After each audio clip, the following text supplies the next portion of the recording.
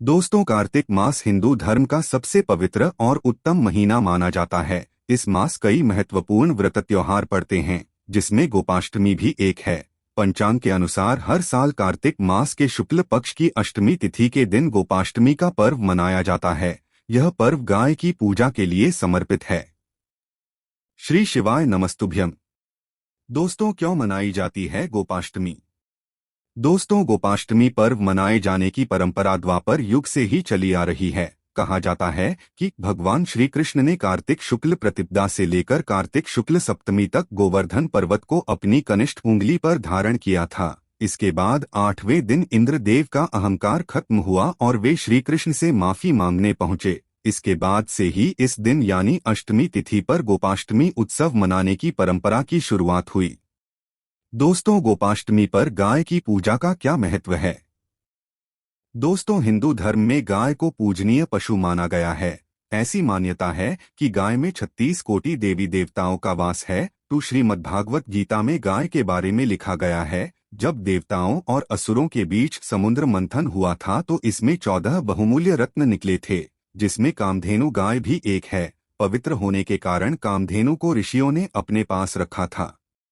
श्रीमद् भागवत गीता में यह उल्लेख है कि भगवान श्री कृष्ण बाल्यावस्था में गायों संग खेला करते हैं और वे गायों की सेवा भी करते थे। उन्हें गाय से बहुत प्रेम था। गोपाष्टमी पर गायों की पूजा करने से सुख, सौभाग्य व समृद्धि की प्राप्ति होती है। इस दिन गाय और गाय के बछड़े की भी पूजा करनी चाहिए। दोस्तों, गोपाष्टमी तिथि और मुहूर्त क्या है?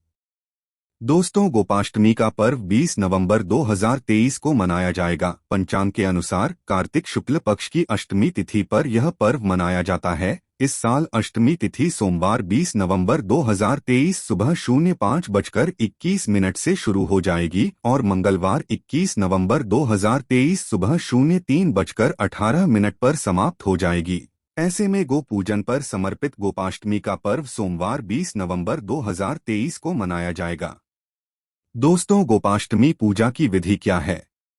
दोस्तों, गोपाष्टमी पर गो पूजन करने से श्री कृष्ण की कृपा प्राप्त होती है। गोपाष्टमी पर सुबह गाय को शुद्ध जल से स्नान कराना चाहिए और इसके बाद फूलमाला वस्त्र पहनाकर रोली चंदन का तिलक लगाना चाहिए। फिर गोमाता को फल, मिष्ठान, आटे व गुड़ की भेली, पकवान आदि खिलाएं और धूप दीप जलाकर आरती करें। इस दिन गोमाता के साथ ही भगवान श्री कृष्ण की भी पूजा करें।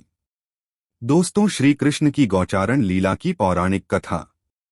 दोस्तों, भगवान ने जब 6ठे वर्ष की आयु में प्रवेश किया तब एक दिन भगवान माता यशोदा से बोले, मैया अब हम बड़े हो गए हैं। मैया यशोदा बोली, अच्छा लल्ला, अब तुम बड़े हो गए हो तो बताओ अब क्या करें?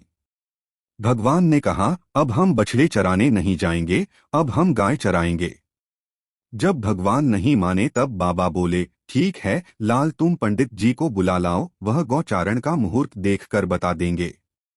बाबा की बात सुनकर भगवान झट से पंडित जी के पास पहुंचे और बोले, पंडित जी, आपको बाबा ने बुलाया है, गौचारण का मुहूर्त देखना है। आप आज ही का मुहूर्त बता देना, मैं आपको बहुत सारा माखन दूंगा।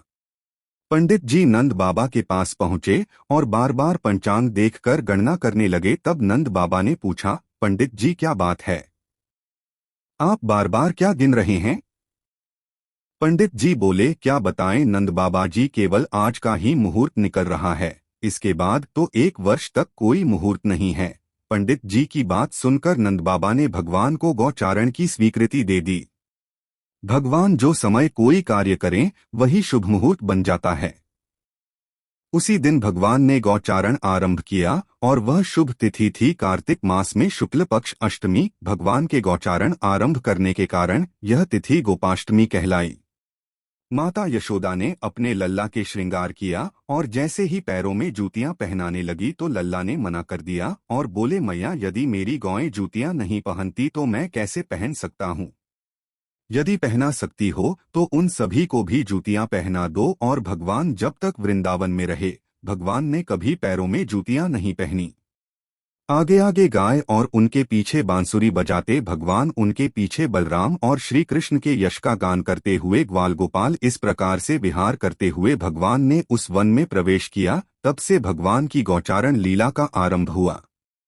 जब भगवान गौएं चराते हुए वृंदावन जाते तब उनके चरणों से वृंदावन की भूमि अत्यंत पावन हो जाती। वह वन गौओं के लिए हरी भरी घास से युक्त एवं रंग बिरंगे पुष्पों की खान बन गया था।